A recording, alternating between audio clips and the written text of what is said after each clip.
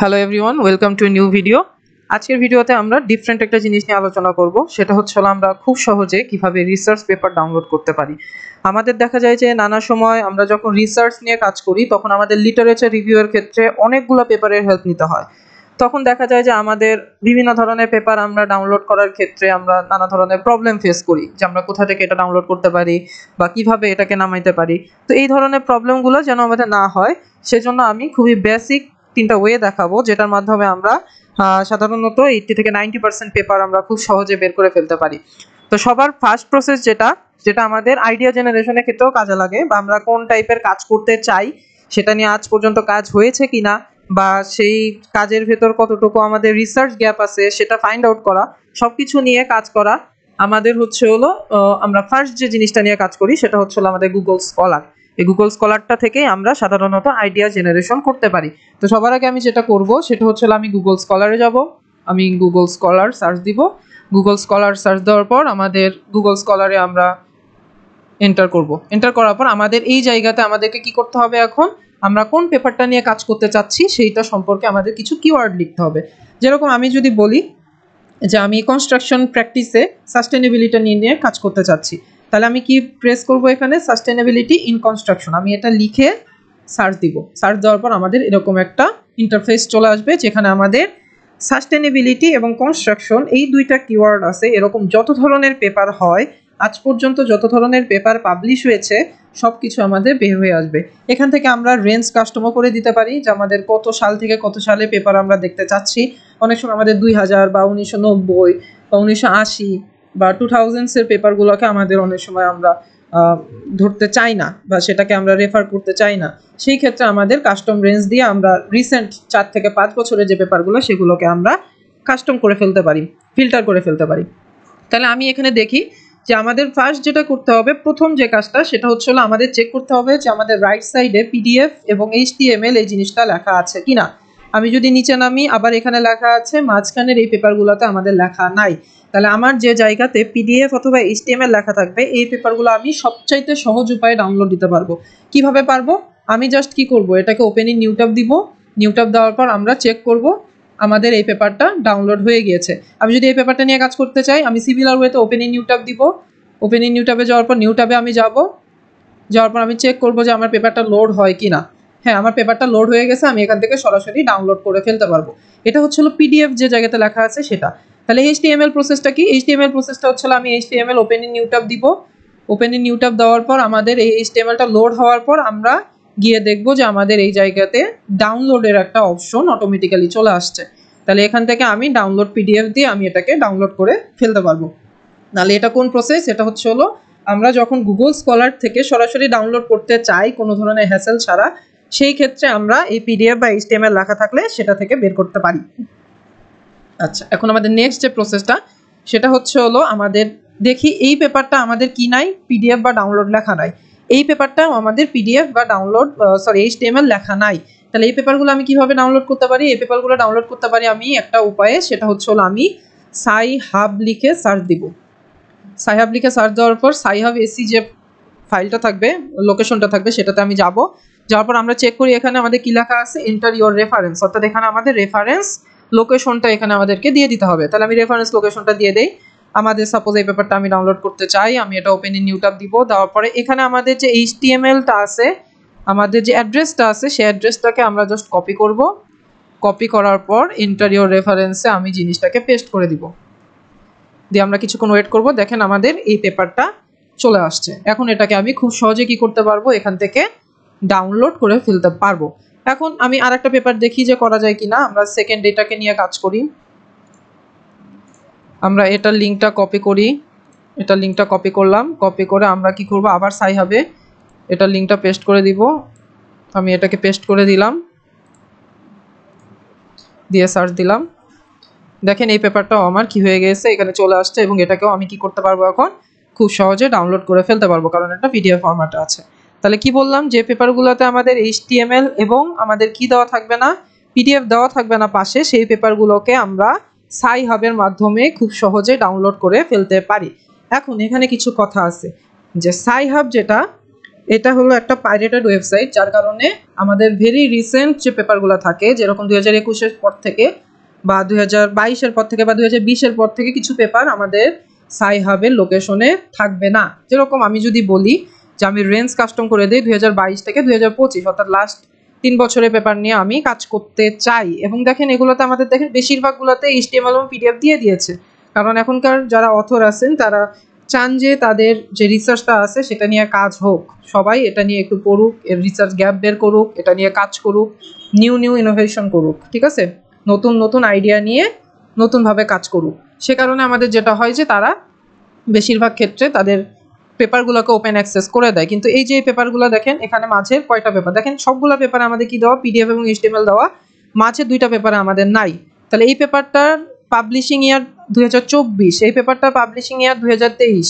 তাহলে এই পেপারটা আমি দেখি সাইহাবের মাধ্যমে আমি ডাউনলোড করতে পারি কিনা। আমি এটাকে কপি করি, কপি করে আমি সাইহাবে যাই।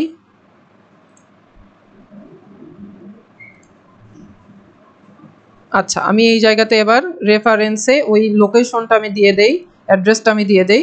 দেখেন এখানে কি লেখা, unfortunately সাইহাব doesn't have the requested document, অর্থাৎ তারা এই ডকুমেন্টটাকে আমাকে পাইরেটেড করে দিতে পারবে না বা তারা আমাকে PDF আকারে দিতে পারবে না।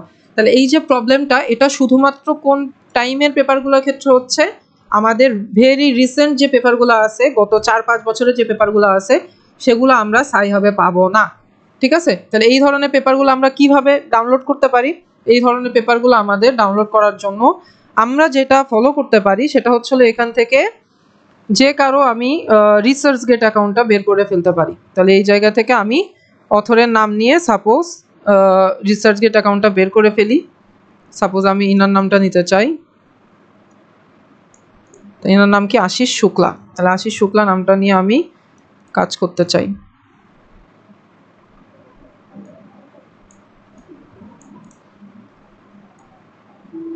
হ্যাঁ, সাপোজ আমি ওই নামটা কপি করতে পারছি না, আমি আর একটা অথর দিয়ে দেখাচ্ছি, সেটা হচ্ছে হলো আমাদের নকুল গুপ্তা। তাহলে নকুল গুপ্তারটা আমি কিভাবে কাজ করতে পারি, তার যে রিসার্চ গেটটা আছে সেই রিসার্চ গেটে আমি ঢুকে যাব। তাহলে নকুল গুপ্তার রিসার্চ গেট এইটা, তাহলে এইটাতে আমি হচ্ছে হলো সাপোজ ঢুকে যাব।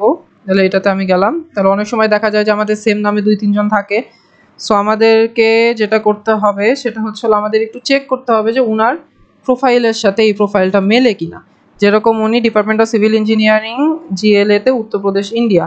আমাদের এটা কি না, এনার প্রোফাইল ওনার প্রোফাইলের সাথে মেলে না। তাহলে আমি এখানে সার্চ দিই সাপোজ নকুল গুপ্তা লিখে,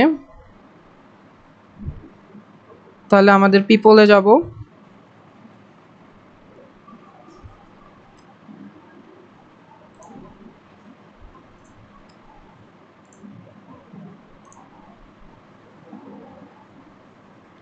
আচ্ছা, আমাদের পিপলে যাওয়ার পর আমরা এখান থেকে বের করে ফেলতে পারবো যে আমাদের যে প্রফেসরকে দরকার সেই প্রফেসরের টা কোনটা। এই যে আমরা পেয়ে গেছি already, Nakul Gupta, GLA university, department of civil engineering. তাহলে তার প্রোফাইলে আমরা যাব। তিনি এখানে দেখেন আমাদের তার রিসার্চগুলো আমাদেরকে দিয়ে দেওয়া আছে। তাহলে আমি এখানে রিসার্চে যাব এবং আমাদের যে রিসার্চটা আছে, যে রিসার্চটা নিয়ে আমরা কাজ করতে চাই, সেই রিসার্চটাকে আমরা এই জায়গাতে সার্চ দিব, ঠিক আছে। তাহলে আমাদের কোনটাকে নিয়ে আমরা যেন কাজ করতে চাচ্ছিলাম, আমাদের এনভায়রনমেন্টাল সাস্টেনেবিলিটি ইন কনস্ট্রাকশন। আমরা এটাকে এই জায়গাতে সার্চ দিব যে এনভায়রনমেন্টাল